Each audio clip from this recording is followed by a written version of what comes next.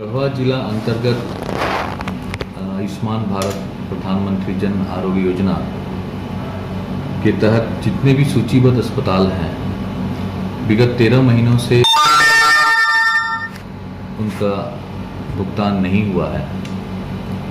भुगतान नहीं होने के कारण जो छोटे अस्पताल हैं और जो छोटे सेंटर हैं, उनकी स्थिति बड़ी दयनीय हो गई है और वो बंद होने के कगार पे आ गए हैं और कुछ लोगों ने तो बंद कर दिया है।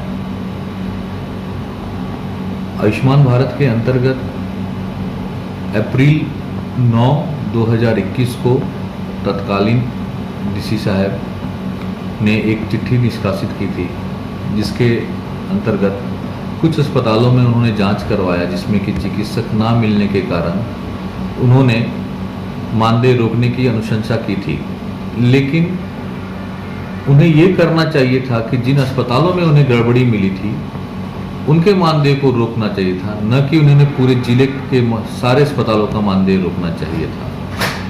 उनके इस आदेशानुसार जिले के सारे अस्पतालों का मानदेय रुक गया। उसके पश्चात विभिन्न तरह के इन्वेस्टिगेशंस, ऑडिट ये किए गए और ऑडिट और इन्वेस्टिगेशन के नाम पे 1 साल से ऊपर अभी समय गुजर चुका है। अभी तक कोई भी निष्कर्ष नहीं निकला है। सभी अस्पताल जो सूचीबद्ध थे, उनके अस्पताल के जो भी पदाधिकारी हैं वो स्थानीय तौर पे हमारे स्वास्थ्य विभाग के जो लोग हैं उन्हें और स्टेट लेवल के जो भी पदाधिकारी आयुष्मान भारत से जुड़े हुए हैं, उन सबों को इसके बारे में पूरी जानकारी दी गई है।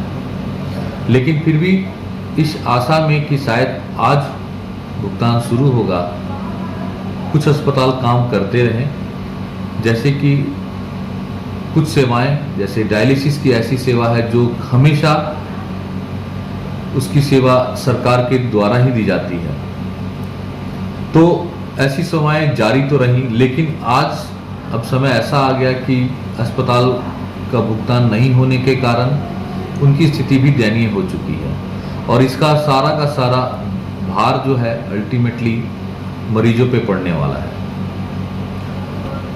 सबसे बड़ी बात, आयुष्मान भारत जो योजना है वो एक फुल प्रूफ ऑनलाइन योजना बनाई गई, जिसके तहत एक मरीज अपने आधार कार्ड को लेकर आता है और उसके अंगूठे का छाप, फिंगरप्रिंट लगाया जाता है।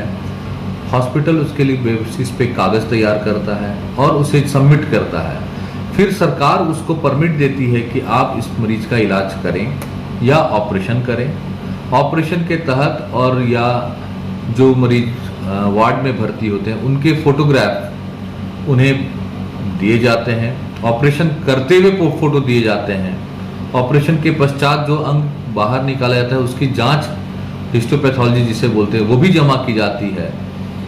जब ये सारी चीज़ जमा करने के बाद अप्रूवल, फाइनल अप्रूवल होता है, तो फिर पैसा क्यों नहीं सरकार दे रही है, इसके बारे में बड़ा दिक्कत आ गई है। लोगों को बताना बड़ा मुश्किल हो गया है।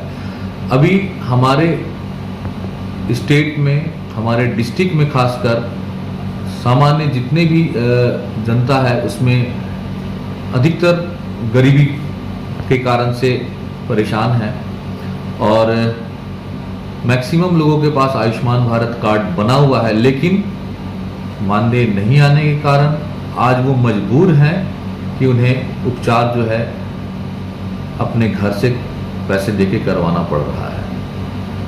छोटे डिस्ट्रिक्ट में बहुत सारी चीज़ें बढ़ी थी आयुष्मान के कारण, जिसमें कि जिले में लैप्रोस्कोपिक सर्जरी की सुविधा उपलब्ध हुई, जिले में डायलिसिस की सुविधा उपलब्ध हुई, जिले में अच्छे सर्जन्स आए, अच्छे ऑपरेशन हुए। लेकिन विगत 1 साल से ये सारा बंद है और इसकी जिम्मेवार कोई नहीं, सिर्फ सरकार है।